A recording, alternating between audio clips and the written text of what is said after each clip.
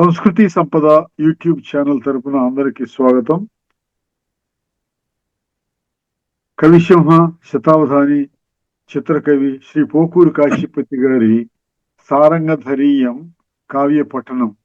ఈ కావ్య పఠనాన్ని శ్రీ నూతలపాటి వెంకటరత్న శర్మ గారు ధారావాహిక ప్రసంగంగా ప్రసంగిస్తున్నారు. వారి ధారావాహిక ప్రసంగంలో ఈరోజు 72వ ప్రసంగం చేస్తున్నారు. శ్రీ శర్మ గారికి స్వాగతం. నమస్తే. కడిమిని త్రొక్కునడ్డమగు గంధరమంచును కడిమిని త్రొక్కు అడ్డమగు గంధరమంచును భీతి గట్టులి పడది భుజంబులై పెరుగ పయ్యద డాగియు నికిడుడగానుడుగక కంధరం వటనేయుండే అటుండక ఎంతలోనకో గడుసుల డంబు బల్గుబడి కలిగిన వారల కింద సాగునే. ఇందులో ఇంకా నాయక యొక్క వర్ణన జరుగుతూనే ఉంది. ఈ నాయకుల ముగ్గురు కూడా పార్వతి, తార, అలాగే చిత్రాంగి. కవి అంగాంగ వర్ణన చేసుకుంటూ వస్తున్నాడు ప్రబంధోచితంగా. ఇక్కడ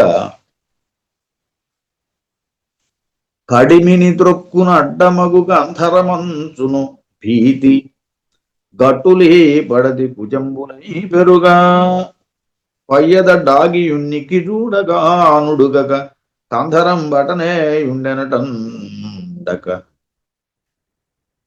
కంధరం బటనయుండే అటుండక ఎంతలోనకో గడుసుల డాంబు పలుకుబడి కలిగిన వారల క్రింద సాగునే. పర్వతం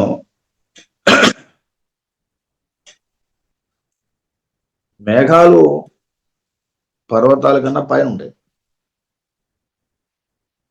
మేఘాలు పర్వతాన్ని తొక్కుతాయని భయంతో పర్వతాలు ఈ నాయక యొక్క ఉద్యములై పయ్యదలో దాక్కున్నాయట. అక్కడ కూడా నిక్కి చూడగా పైన కంధరమే కనిపించిందట. కంధరము అంటే మొదట మేఘం. ఇప్పుడు రెండోసారి చెప్పిన కంధరానికి అర్థం మెడ, గళం, గొంతు. కడిమిని త్రొక్కు నడ్డమగు కంధరమంచును. కడిమిని త్రొక్కుతుంది, అడ్డమగు కంధరమంచు. కంధరము అంటే ఇక్కడ మేఘము అని. దేనిని? గట్టుని. గట్టు అంటే పర్వతము, కొండ. భీతిన్ ఆ భయంతో ఈ పడతి కుచంబులై పెరుగన్ పయ్యద డాగియు. అలా ఆమె యొక్క కుజములై స్తనములై పయ్యదలో దాక్కున్నాయట. డాగియు నిక్కి చూడగా, అక్కడి నుంచి మళ్ళీ నిక్కి చూస్తే ఏమైంది? ఉడుగక కందరంబు అటనే ఉండే. అక్కడి నుంచి చూస్తే కూడా కంధరము పైన కనిపిస్తుంది. కంధరం అంటే ఇప్పుడు గొంతు. అటుండే అటుండక ఎంతలోనకో గడుసుల డంబు పలుకుబడి కలిగిన వారల కింద సాగునే. ఇది మళ్ళీ సాధారణ అర్థంతో దాన్ని సమర్థించినట్టయింది. ఇది అర్థాంతర న్యాసాలంకారం అవుతుంది. గడుసుల డంబు, గడుసులైనటువంటి వాళ్ళు, కఠినులైనటువంటి వాళ్ళ యొక్క గర్వం పలుకుబడి కలిగిన వారల కింద సాగునే. పలుకుబడి ఉన్నటువంటి వాళ్ళతోటి సాగదు కదా. అలాగే ఇక్కడ ఈ పర్వతం ఆటలు సాగలేదు మేఘాన్ని చూసిన తర్వాత. అలాగే ఇక్కడ గళము, గొంతు యొక్క దీనికి ఈ పయ్యద యొక్క గర్వం కూడా నిలవదు అని చెప్పారు. ఇలా రెండర్థాలు వచ్చేటట్టుగా దీంట్లో ఇవ్వడం జరిగింది. కంధరము అంటే మేఘం అనే అర్థం ఉంది కాబట్టి, అలాగే కంధరము అంటే గొంతు అనే అర్థం ఉంది, కంఠము అనే అర్థం ఉంది కాబట్టి ఇలా చెప్పడం సాధ్యమైంది.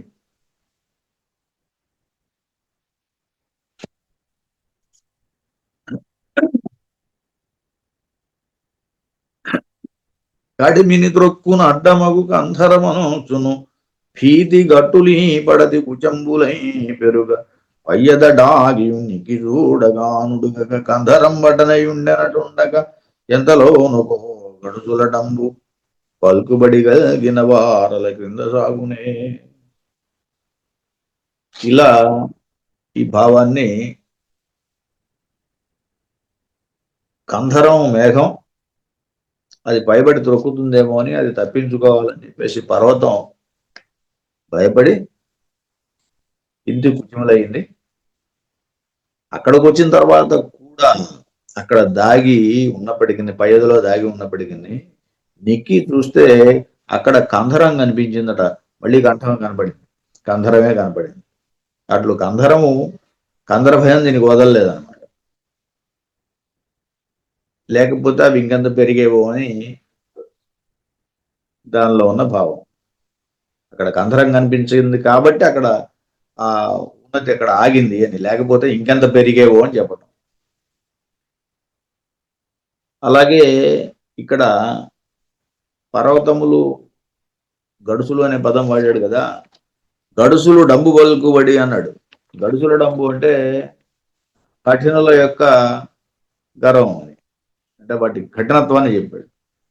పర్వతాలు కఠినంగానే ఉంటాయి, స్త్రీ యొక్క కుచాలు కూడా కఠినంగానే ఉంటాయని చెప్పేసి చెబుతున్నాడు. అలా మేఘం పలుకుబడి కలిగింది కావటం వల్ల పర్వతం భయపడిందని, వాటి ఆటలు సాగలేదని.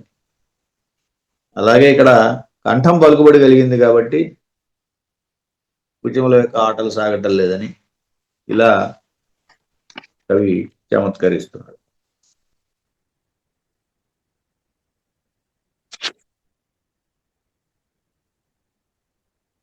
చెలినుగారున కుద్దిరాదలచి సాల్జీమల్ భుజంగంబుతో కలహంబూని కరన్ ఫడింగిల్వ కిన్కన్ చీమలందోలి పుట్టల పామాక్రమణము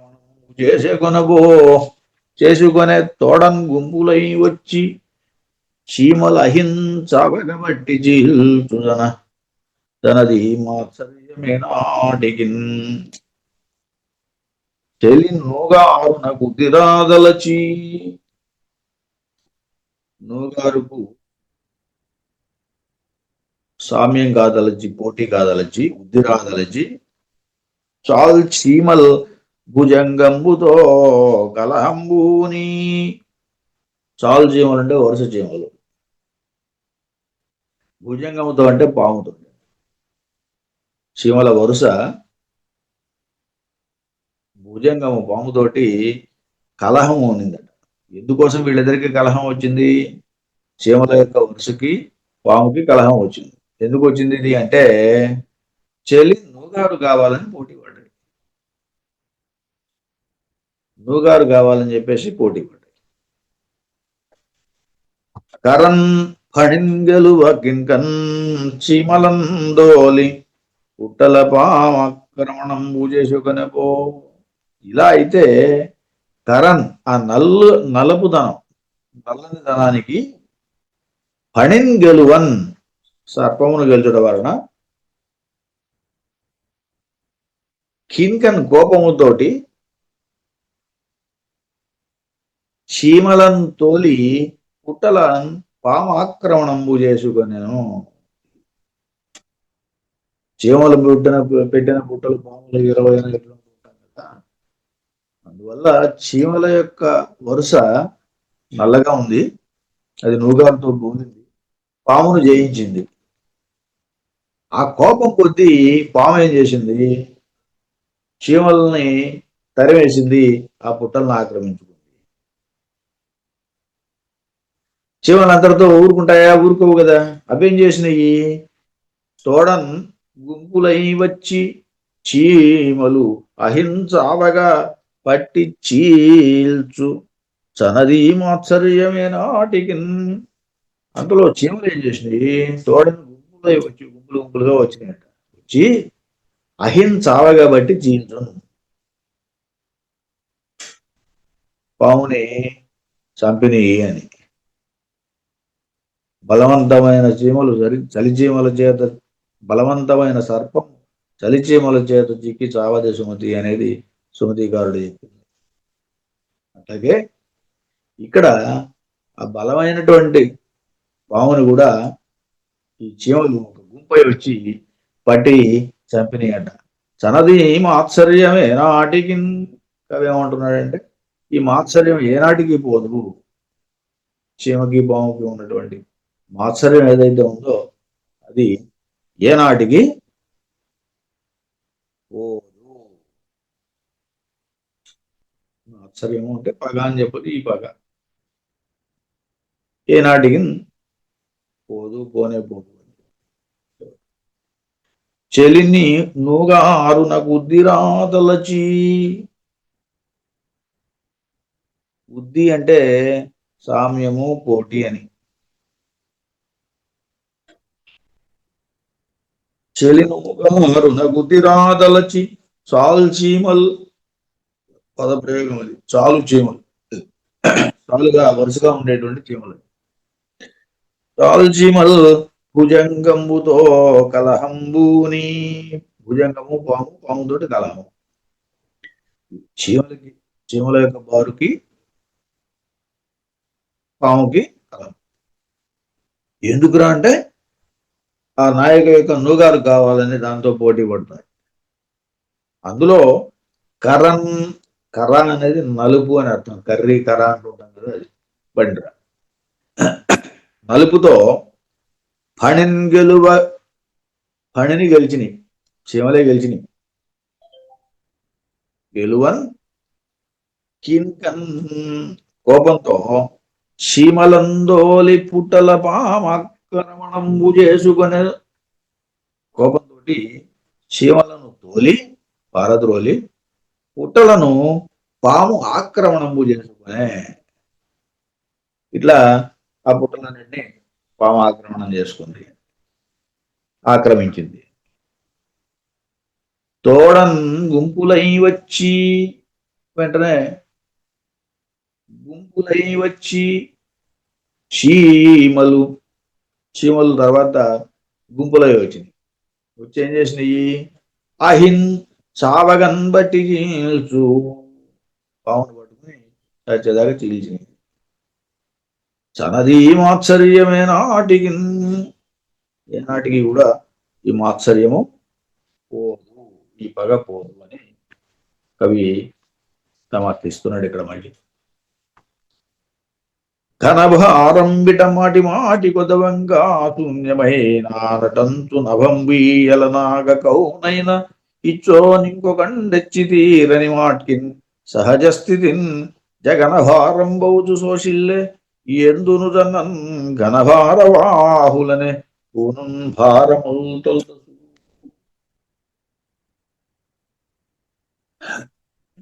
ఘనభారంబిట మాటి మాటి కొదవంగా శూన్యమైన నటంచు. ఘనహారము అంటే మేఘాలు, ఘనము అంటే మేఘం, నభము అంటే ఆకాశం. ఘనభారంబిట మాటి మాటి కొదవన్, మాటి మాటికి మేఘభారం కలగటం వల్ల శూన్యమైన అనటంతు నభంబు, నభము నేను శూన్యమైనాను అని. నభము ఆకాశం, గగనం శూన్యం అంటాం కదా, దానికి సహజంగానే శూన్యమైన పదం అర్థం ఉంది. శూన్యం అంటే ఆకాశం అనే, గగనము నభము అని. అది ఎందువల్ల అయింది అంటే మాటి మాటికి మేఘాలు పుట్టడం వల్ల. వాటి బరువు ఎక్కువ మేఘాలకి, ఎందుకంటే అవి నీళ్లు తీసుకుంటే అవి నల్లగా అవుతాయి, అవి కొంచెం బరువు అవుతాయి. శూన్యంలో ఏముంటుంది? ఏమి ఉండదు కదా. అందువల్ల అది బలహీనం అవుతుంది. భారమి చోట పదవంగా శూన్యమైన అనటంతు నకంబు ఈ ఎలనాగ కౌనైనన్ ఇచ్చో. అప్పుడు శూన్యం ఏమైందంటే ఈ నాయిక యొక్క నడువు అయింది. నడుము సన్నగా ఉంటుంది, ఉంది లేనట్టు ఉంటుందనే భావనలో శూన్యము అని చెబుతుంటారు. శోషించడము, శూన్యము ఇలాంటివి కవుల యొక్క సాంప్రదాయం, కవి సమయం. శూన్యంతో నడుమును పోల్చడం. అలా ఇక్కడ ఈ నాయిక యొక్క నడుము అయినాను అంటారు. శూన్యమైన అనటంతో నభంబీయలనాగ కౌనైనన్ ఇచ్చో. ఇంకొకండెచ్చి తీరని మాట్కిన్ సహజ స్థితిన్ జగన భారంభౌ శోషిల్లే. ఇక్కడేమైంది? జగన భారం కలిగింది. జగన భారము అంటే ఘనభారానికి ఇంకొక అక్షరం తోడై. ఇందాక ఘనభారం వల్ల అది శూన్యమైంది అనుకున్నాం, కిందికి వచ్చింది, నడుముకు చేరింది అన్నాం. ఇప్పుడు ఇక్కడేమైందంటే ఒకటి హెచ్చి జగన భారం. జనభారంలో సహజ స్థితి అన్నాడు ఈ పద్యంలో. అందుకే సహజస్థితి అని. ఇంకొకటి హెచ్చి తీరని మాట్కిన్ సహజస్థితిని జగనభారం పోతు శోషిలే. అప్పుడు మరొక అక్షరం పెరిగి ఘనభారానికి జగనభారం అయ్యి అప్పుడు కూడా శోషించేటట్టు చేసింది, కృషించినట్టుగా చేసింది. పైన మేఘాలుంటే శూన్యమైంది. ఆ మేఘాల దెబ్బకి తట్టుకోలేక స్త్రీ యొక్క నడుముకు వచ్చింది. ఇక్కడేమైంది? ఇక్కడున్నా కూడా అశోష తప్పలేదు. కింద జగనభారం ఉండటం వల్ల నడుము శోషించే స్థితికి వచ్చింది. శూన్యం శోషించింది అని. ఇలా ఎక్కడికి పోయినా కూడా దానికి భారం తప్పటం లేదు, దాని ఇబ్బంది తప్పటం లేదు. జగన భారం బౌజు శోషిల్లెన్ ఎందును జన్నన్. ఎక్కడికి వెళ్ళినా కూడా ఘనభారవాహులని పూను భారము బొల్తచు. ఎక్కడికి పోయినా కూడా ఘనభారవాహులనే పూనును భారములు. అక్కడ ఘనాన్ని, మేఘాన్ని, ఇక్కడ జగనాన్ని కూడా ఆ భారములు వహిస్తున్నాయి. వహించక తప్పటం లేదు ఈ శూన్యానికి అని. అది దాని బాధ. జగన భారాన్ని అది మోయాల్సి వస్తుంది.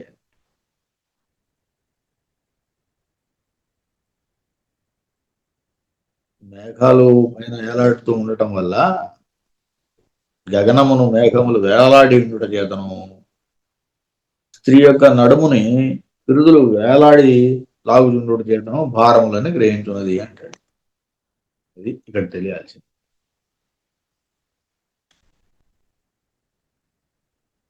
అలరగ కృష్ణవేణి కడన పులుగై కొనియున్ హరించి ఈ చెలి కటి రూపమున్ గొనియు చేలము జాటున ధాత్రిడాగినందొలగ కృష్ణవేణి తన తోడనే వచ్చియు తాగసాగే. ఎందుల జనిడాగియుండి నన్ను తొలగనో నిరుణానుబంధము.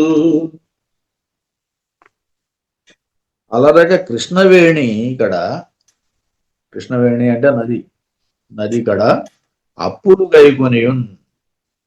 అప్పులు అంటే నీళ్లు, పృథివీ తేజో వాయురాకాశ అంటాం కదా. అప్పులు గైకొనియున్ హరించి ఈ చెలి కటి రూపమున్ గొనియు చేలము చాటున ధాత్రిడాగినన్. కటి రూపము ఉన్నదట. కటి రూపము కొని అంటే బిరుదుగా మారి అది చేలము చాటున ధాత్రి డాగినన్ తొలగక కృష్ణవేణి తన తోడనే వచ్చి తాక సాగే. కృష్ణవేణి అంటే నల్లనైనటువంటి జడ అని. అది జడ వెనకుంటుంది, అది బిరుదులను తాకుతూ ఉంటుంది. అందువల్ల ఏం చెప్తున్నాడు ఇక్కడ? చేలము చాటున ధాత్రి డాగినన్. చేలము అంటే చీరమాటున దాగి ఉన్నప్పటికీ తొలగక కృష్ణవేణి తన తోడని వచ్చి తాగసాగే. ఆ వెనక వచ్చి హృదయంలో తాకుతోంది అంటాడు. ఎందులజని దాగి ఉండి నన్ను తొలగగనవునే రుణానుబంధములు. రుణానుబంధాలు ఎట్లా తప్పించుకుని పోదామన్నా, ఎక్కడ దాక్కుని ఉన్నా కూడా అది సాధ్యం కాదు. కారణం ఏమిటంటే ఇదే ఉదాహరణ. అలరగ కృష్ణవేణికడ అప్పులుగై కొని హరించి